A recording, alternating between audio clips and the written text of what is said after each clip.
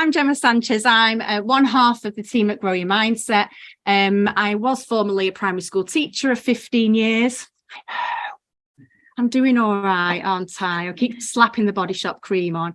But I left back in 2018 after just being on an amazing journey, exploring the world of growth mindset, which just empowered myself as well as the students in my classroom, but also wanted me to spread the word. And that is what Grow Your Mindset is all about, is to show people how they can be the best version of themselves. So we do work in schools.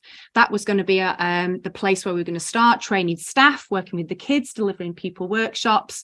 And then we got a call from the Co-op Banking Group who said, will you come and work with our leaders? Yes, stop me there.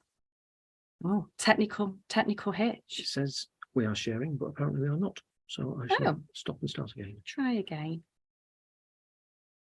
Start again. While you're getting that up, I'll carry on with that little story. So we got a call from the Co-op Bank, asking us about their leadership team who were looking at changes within the bank. Can you come and sort them out? So we said yes and thought we'll worry about it later. That went down a storm. So that's what we do. We work in both education and corporate businesses now, delivering staff training. A lot of it is CPD accredited as well. Recently, just brought on the lovely Simon onto our team. So he goes out delivering pupil workshops for us, along with two other teachers as well. And so things are going well. So that's just a little bit about us. The other person you can see in the picture is my colleague Liz. She was also a teacher. We're going to talk about her very shortly because we like to talk about people behind the back when they're not here, don't we? So we will get onto that at some point. So I want to get you thinking, first of all. I've got a little problem that's been really bugging me recently. So I just want to see if you can help me along with this. So Sarah got this opportunity to work in Key Stage 2, and she's worked in Key Stage 1 for the past 5 years. And she's a bit nervous about it, but she thinks the change is going to be too difficult. And she's thinks, you know what, I think I'm going to be better staying where I am. And she's got all these skills for Key Stage 1, so why does she need to change now? So I'm just going to hand it over to you, just a little discussion amongst yourselves. Can you come up with some advice for Sarah for me, please? Here you go. If you're online, you're more than welcome to put some comments into the chat, and we'll have a look at those as well. We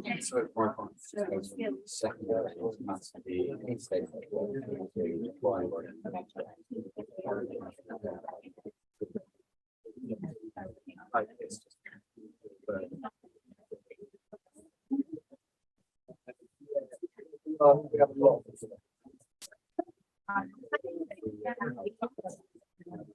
So pre-practice stuff. They still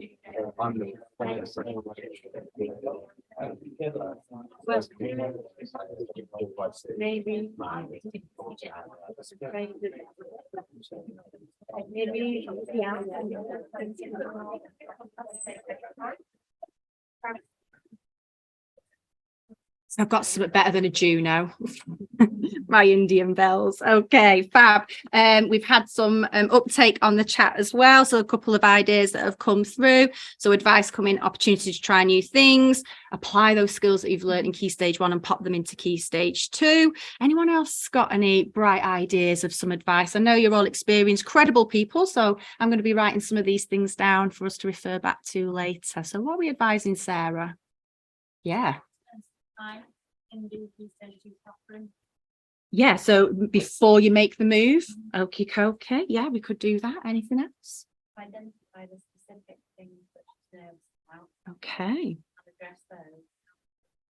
Also identify the strengths that she has that she thinks she has. Okay, so let's write in transfer. Identify strengths. Anything else? Push yourself out your comfort zone. Go. Okay. I'm glad you said that because I did hear you say it. Comfort zone. We both at the same time went, just go for it. Go for it. Okay, I'm writing that down. Lovely. We're just going to park that to one side for now and we'll come back to that later. Okay. So Oh, clicker, got working. Mindset is not something that has just been invented. Mindset is something that has been around since the dawn of time. But although this is something that maybe for a few of you, you've known about for a while, I want you to park it to one side. Forget what you know or think you might know about it. I'm going to restart. Okay. So we're going to talk about what mindset actually is, and then we're going to actually build on that in terms of the knowledge on growth mindset. So mindset is the way that you think, the thoughts that go on in your head, how you respond to certain things that happen, and therefore it determines your behavior, your outlook, and your attitude. It's your persona, it's who you are. So every day you'll be faced with certain things and you'll respond to those things in a certain way. Okay, through your behavior, your facial expressions, the way that your body moves, all those kind of things. And our mindset is developed in a series of 3 core stages. Now, the first one is 0 to 7. And if any of you are in EYFS, you will know we call them sponges, don't we? Because they go around just sucking in knowledge. Yeah. It'd be why. Why? They want to know why all the time because they want to understand how the world works, what it looks like. They don't just take it in through asking questions, but they do it through all their senses. So that's why we get babies putting things into their mouths, putting things onto their bodies, touching, feeling things. They're taking in information from a variety of sources. Okay. The next stage is 8 to 14. At this point, we start to role model certain behaviors, and we might see them in the playground or in the classroom, showing some behaviors that maybe you demonstrate in the classroom. We may also see behaviors that they demonstrate and go, so like your mum, you're so like your parents. Okay. But at this point as well, they start to develop a sense of fear and also opinion. So my son is 13. Next week, he's very excited. And he idolizes his dad. His dad is God. Dad is not God.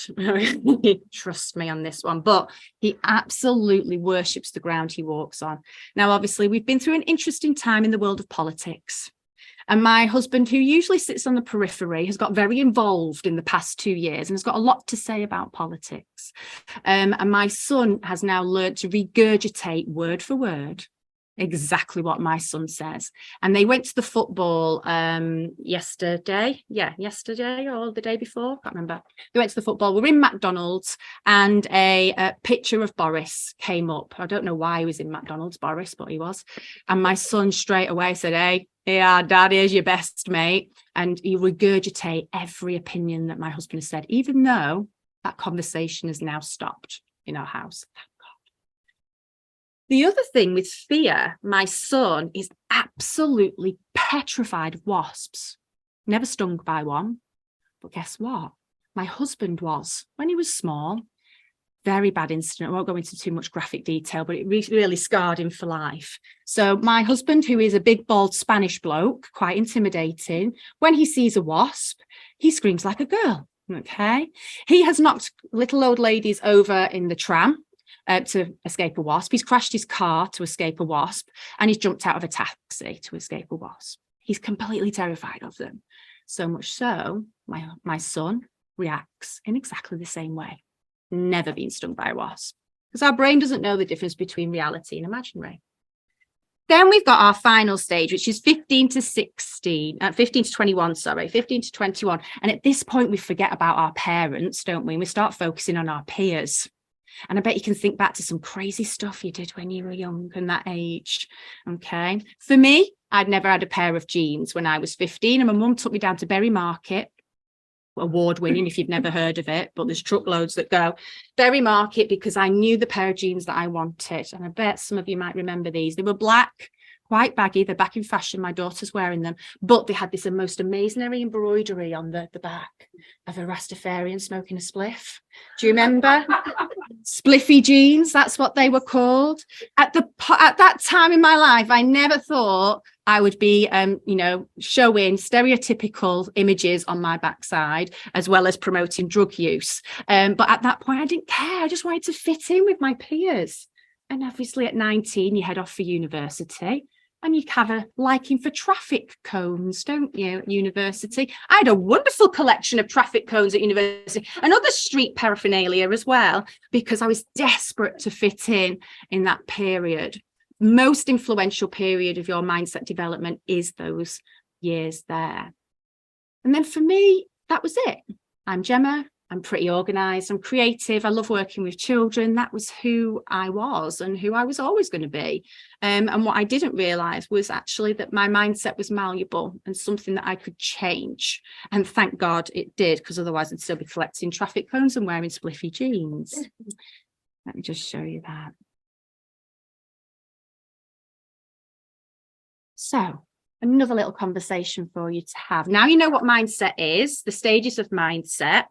I want you to think about how can you change a student's mindset, those kids that you work with, when they're feeling down on their luck and they're giving up. How are you going to change their mindset for a more positive learning experience? Have a conversation, see what you can come up with. Again, if you want to add some things into the chat, feel free. Okay, so what have you come up with? We've had some examples on the chat, things like empathy have come up on the chat. Some people have questioned, but it depends what situation you're faced with. But any ideas from the floor? What other things would you like to throw into the mix? The role model one, it wasn't there, but we said it as well. I find that they're very quick to find sporting role models and copy what they do, but not always educational ones and what other people are good at whatever they're. Yeah, and learning to apply what a sports role model knows to a different situation, like you say. Yeah, absolutely. So using the idea of role models. Anything else? Okay, tell me more. Because if the children understand about learning, if they have knowledge about learning, then they're able to apply that knowledge purposefully, direct their learning. That has the effect of increasing their self-confidence and self-esteem as well as their attainment. So absolutely. Absolutely. Yeah. So having that knowledge is power, isn't it? Anything else? Different ways to approach the problem, different ways of presenting. So some students will find it difficult to say write an essay, but might do a different form of presentation, like a role model or play or poetry. So a variety of strategies to use. Variety of strategies. Yeah, excellent. Go on, Simon. Go for it. Just like maths and correlation, and basically could you count to 10 and years old, talk about things they can do, could they always do these things? Yeah. But able to do these now, and it's going to be the same as whatever. Absolutely. So using those past experiences as well. And these are all really, really important things that you've mentioned. And I was very much like you until one thing really struck me, that when I'd found out about mindset and the value and the importance of it, the thing that I forgot about was to look at myself and to see where my mindset was, because how on earth am I going to expect the mindset of the children that I was teaching to change if I wasn't prepared to do it for them? And we've talked about that a lot today, about valuing ourselves so that we can share that with the children. So we're going to do a bit of reflection today, okay, and have a look at where your mindset is at this very moment in time. Before we do, just for those people that aren't aware, the study of growth mindset came from a lady called Carol Dweck, and this is where we base a lot of our work. And although nobody has said it in any of the previous speakers that we've had, they've all brought something in around Carol's work, actually, whether they knew it or not. And she's a Stanford University professor who's nearly actually 40 years researching human behavior. And she was fascinated with why some people were more successful at tasks than others, and why some people who were successful at these tasks were actually happier or well-rounded people compared to others. And she found it was down to the way that they thought, their mindset, that made the difference. So she made two categories. She made a category of growth mindset and fixed mindset, and put behavior traits, okay, towards these two categories. basically, growth mindset is this idea that we can build our skills as long as we put in the hard work and practice. Fixed mindset is the understanding that we are born with a set of skills and we can do some things and we can't do others. Okay. Now, even though her work stems back from 2006 and it took off and flew in America and Australia, UK did dip their toe kind of in 2010, 2011, and that kind of thing. But then it dropped off. And the reason why it dropped off is because there's a huge misconception about Carol's work. Also, we had the unfortunate misunderstanding from Twinkle and other such websites, Pinterest as well, about actually what this research meant. Because what happened is people read the first 2 chapters of her challenging read, identified with growth mindset, and thought, all right, this book's not for me, and put it down because I've nailed it. Or there were people opening her book, reading the first 2 chapters and identifying with the fixed mindset traits and going, this book's not for me because I'm fixed mindset. I'll never be growth. Okay, and put the book down. There was things like saying, don't think this, think that, flying up all over the place. And I still see it in classrooms as well. And things becoming wallpaper. I'll go into classrooms and they'll have a growth mindset poster. I'll ask a child, tell me about the poster. They don't know. This is something that's not last year's initiative, but something I want to really clear up is that we are not one or the other. We are not growth mindset or fixed mindset. Growth mindset, well done. Fixed mindset. We're a mixture of the two. And that was the mass confusion with Carol's work. And we're fixed mindset because that is our default setting. Our brain is wired to have a fixed mindset to keep us safe, to make sure we don't die. Okay, which is why we do the what if. Any what ifs in here? So this is a massive misconception because people were looking at this and identifying with fixed and thinking they were first a bad person because it was saying don't think like this. Well, we all do. So what's wrong with me? Okay. Children were even looking at it and looking at the fixed mindset and the growth mindset and saying, well, I'm even rubbish at growth mindset. So the first thing with the metacognition side of things is that understanding that actually we are a mixture of the two. And we'll talk about that a little bit more as we go along. So these are the common characteristics of a fixed mindset. And as I talk through these, what I want you to do is start identifying which stand out for you. So for me, wholeheartedly, all of them. I've done them all. Okay. But there are 2 that really stand out for me. All right. So first of all, negative internal dialogue. We all have voices. We just don't tell anybody because we don't want people to think we're weird. But we do have voices inside our head. It's the loudest voice we will ever listen to. And with a fixed mindset, when we're in that frame of mind, it will be negative. It will say things like don't, can't, won't. It will feed a seed of doubt. You can't do this because what if this happens? Don't do that because what if this happens? Remember when you did that last time? Don't do that again. So it will feed a seed of doubt constantly. What if him? Okay. It's called our inner critic. Not particularly friendly, likes to put us down, likes to hold us back. Maybe you don't like to ask or answer questions because if you do, what response are you going to get from your peers if you get the answer wrong? Are you going to appear less intelligent? Are people going to laugh at you? Maybe you say out loud, I can't. And you usually do this when you're faced with a challenge. Now, a challenge is something that either physically hurts up here or something that hurts and feels uncomfortable in your stomach. Those nerves and those butterflies. So it's a really good identifier for a challenge. So it doesn't have to be academic. It can be anything. And everybody's challenge point is different. It might be public speaking. It might be answering a question. It might be going around to your mother-in-law's at Christmas. Who knows? Okay. Or it could be doing a maths puzzle. So challenges are completely different for everybody. And what we tend to do is when we have that feeling here or here, we step away because we don't like it. It's unpleasant. I don't want to feel like this. So we step away from that challenge. Maybe you feel threatened by other people's success, or the green-eyed monster, and success is subjective. So we don't really know what that looks like, because there is no right or wrong. It might be materialistic, house, car, holidays, but it might be other things, work-life balance. Their kids are nicer than mine, they're more polite. Their husband loves her so much more than my husband loves me. It can be absolutely anything. We get a little bit jealous. It's not fair. Why they're not me? We fear looking like a failure in front of other people. Okay. We don't want to look stupid. So sometimes we hold ourselves back because we don't want to make mistakes in front of others. And we see feedback as a personal attack.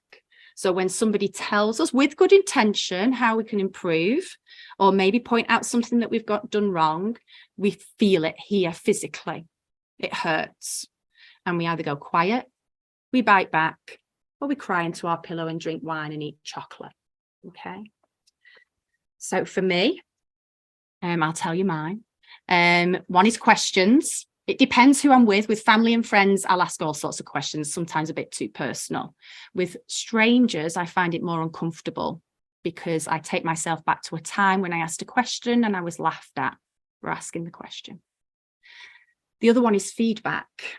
As a teacher, we get it all the time, don't we? And off the head teacher, when they came and observed, it would be, that was brilliant, that was brilliant, that was brilliant, that was brilliant. But and as soon as that word comes out, I switch off for what came before.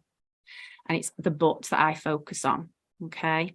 And I would be the person that went quiet, went home, cried into my pillow, drank wine, ate chocolate, and it would play on my mind for days, okay?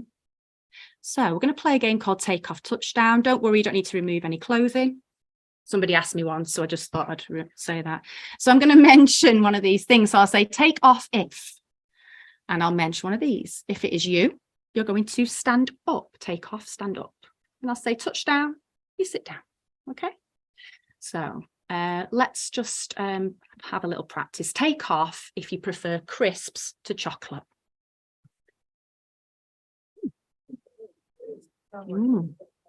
Okay, touchdown.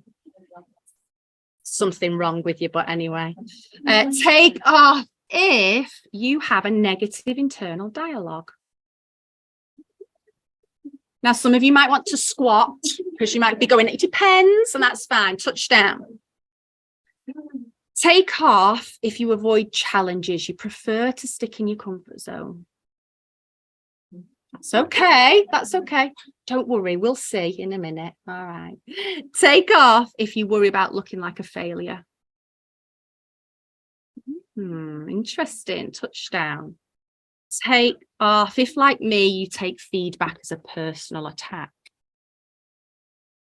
It's all right. We're in the club. We're in the club. It's fine. Touchdown. Thank you. Okay. Now, the reason why I do ask that, and I do this at all my staff training events, is I find out, well, first of all, you're all normal, which is great, because I think you identified with something there. But I ask you that question because this is your starting point. Because what I did was I just carried on.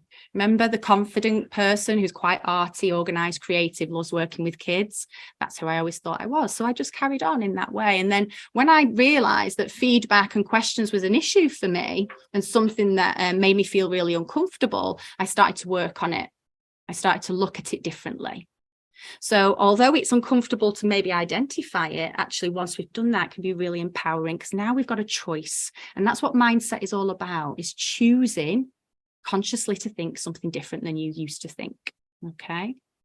So let's have a look at growth mindset, which is completely the opposite. And you can see here we've got something that's a bit more lighter in its feel. We've gone from the can't to the can. Okay. We understand that things may take time. It's not just going to happen to us. We have to do something. We have to put the action in. We embrace challenges. We look for them. We're inspired by people. We know that feedback is information. It's not fact. And we don't have to become somebody else's vision, but it's something that we reflect on. Do we do it now? Do we come back to it later? Or do we say, that was great, thank you for that feedback, but actually it's not right for me? We accept feedback as a gift with grace and gratitude. Somebody's going out of their way to give you some positive intention to help you grow. Sometimes it can feel uncomfortable, but I always say thank you. Okay. And it says here a positive internal dialogue. Now, what growth mindset isn't is a positive mindset. And that's another misconception, that fixed is your negative, growth is your positive. Your fixed is the emotional mindset. Your growth mindset is your logical, rational mindset.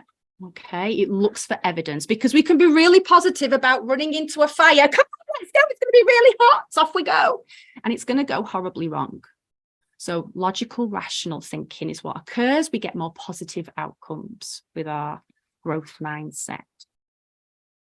So this is something that I showed my staff that I was working with when I was still teaching, just to show them that how we move between the growth mindset continuum, okay, throughout the day, depending on what's happening. It's the same for our children as well. So this morning, maybe you got up thinking, hooray, it's great speakers. We've had a lovely lunch. Oh God, I've got a bit of taco down me. And that's the rest of your day. Or maybe you're just thinking about your tea right now. It'll depend on where you are on this continuum, okay? But this can actually last lots longer than this. So Liz, I said I was going to talk about her, didn't I? Liz had an amazing journey in the fact that she learned how to drive at the age of 18, and very shortly after crashed her dad's car and wrote it off. This sent Liz right down to the beginning of the continuum of the fact, I won't do it. I can't drive. I'm a rubbish driver, because what if I crash again? For 14 years, Liz did not drive, and she used public transport because she was a rubbish driver, or that's what she believed anyway. Remember, your brain doesn't know the difference between reality and imaginary. When she retrained to become a teacher, she realised as a Key Stage 1 teacher with a mark in resources and cuddly toys and whatever else she had, the public transport was tricky. So she thought about how she was going to do it, what she was going to do. And then she decided that she was going to get a Mini, an automatic one. And that would get her to and from work. Brilliant. 2-mile journey, no problem. Ask her to go on a motorway. No, thanks very much. I can't do that. Because what if I crash on a motorway? What if I break down on the motorway? What if I run out of petrol on the motorway? What if someone makes me go too fast on the motorway? What if I miss my junction? What if? Again, because her brain doesn't know the difference between reality and imaginary, she was now adding things to this story and distorting the truth, but it became hers.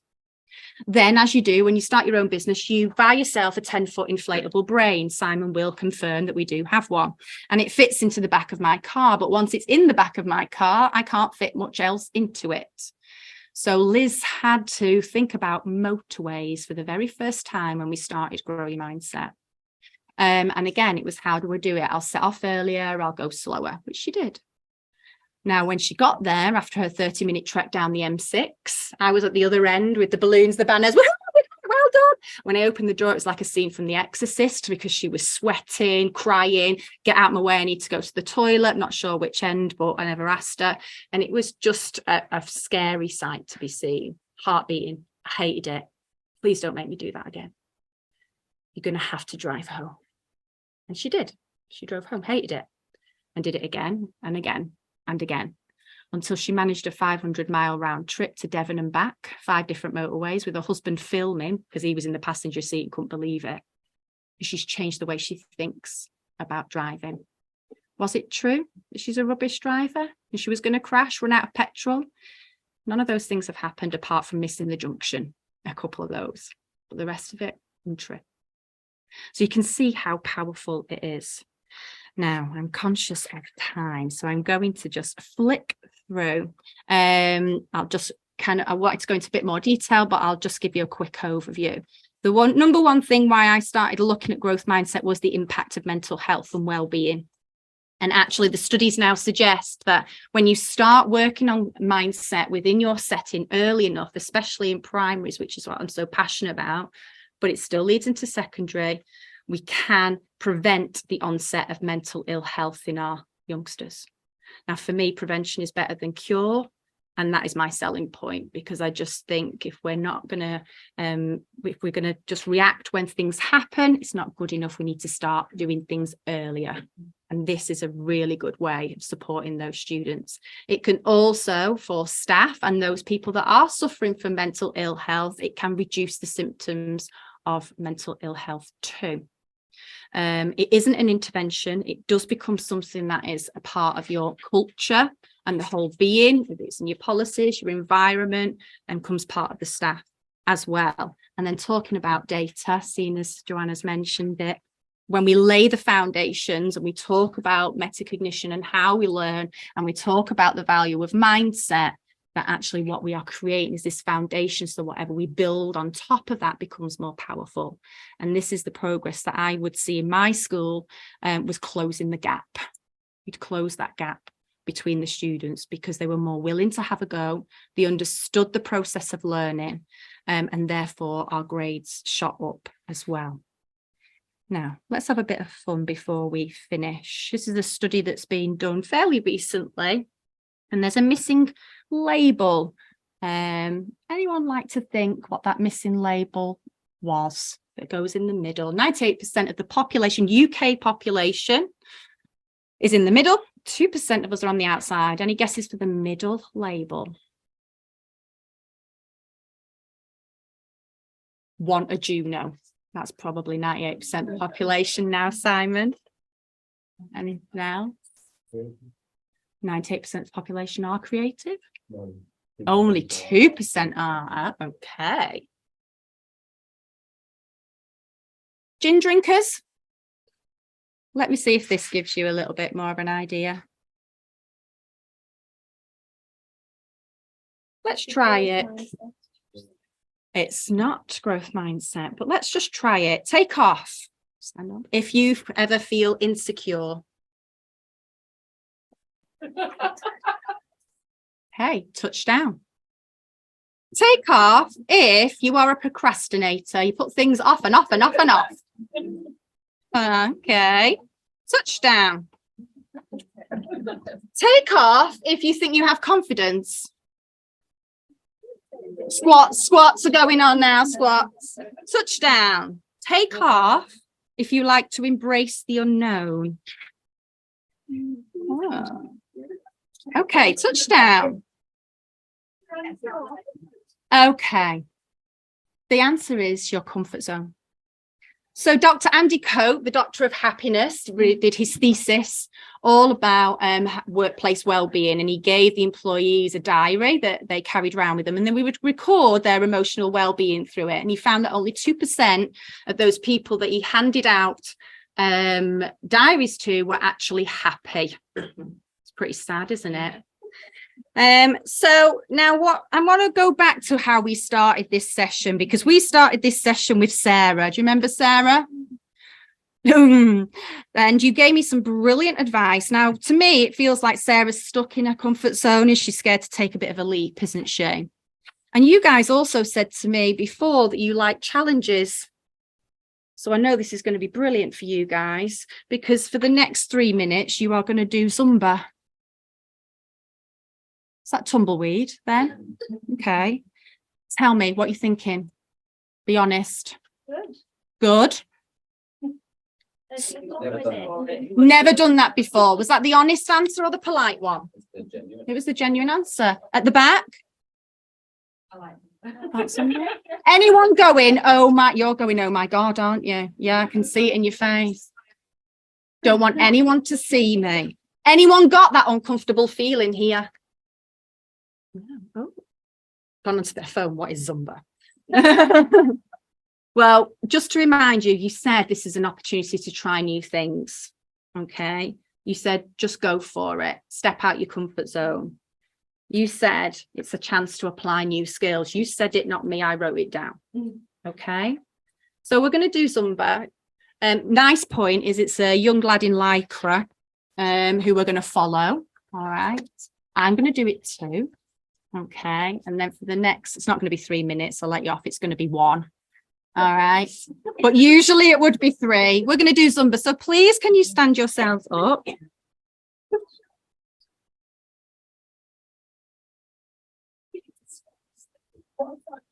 And at home, feel more than welcome to, get behind your laptop and do a bit of Zumba with us, because I will be doing it.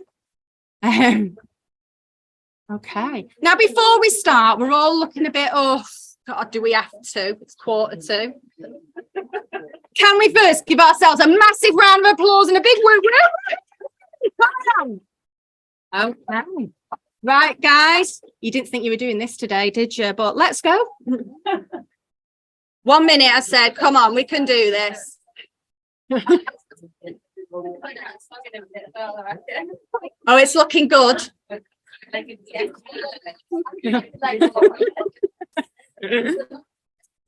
Should be a proper for it already, yeah, into it. Sorry, sports bras.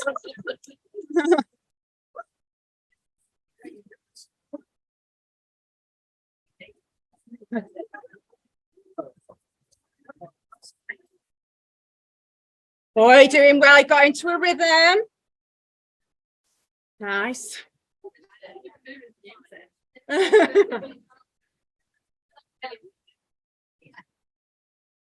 Give yourselves a massive round of applause. See yourself. Oh, you wanted to do more, didn't you? I know, could see it. Well, while you get your breath back, the reason why I get my staff to do Zumba is for this very point, is that for doing something new can be uncomfortable.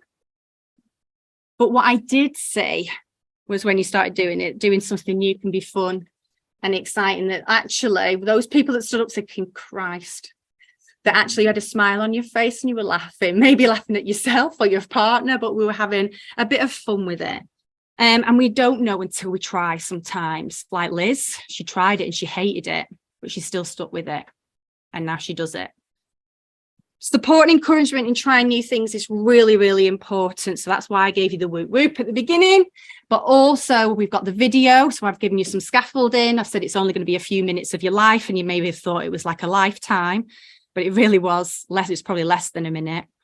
And the most important thing is we've got to be on this journey too, because when we start asking our children to step out their comfort zone and do something different, we've got to be prepared to do it too.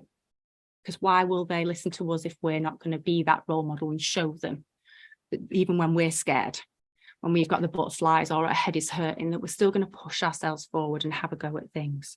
And to do that, we need to flip the script. We need to change what's going on in our head and physically say to that voice that's saying don't, won't, can't, shut up, and talk to ourselves as if we were our best friend, our inner coach. So my kind of final thing is about being a role model, and it's growth mindset isn't something that was yesterday's initiative. This is something that's more important now than it ever was, especially with today's climate. And it's important that we guide ourselves, staff and students through the complexities of life by exploring mindset. So if you have enjoyed today and you want a bit more information, my blog has got lots of blogs, either education based, personal based, parenting based as well, if you want to take a look at those at growyourmindset.co.uk. But thank you very much for listening. It's been a pleasure. Thank you very much.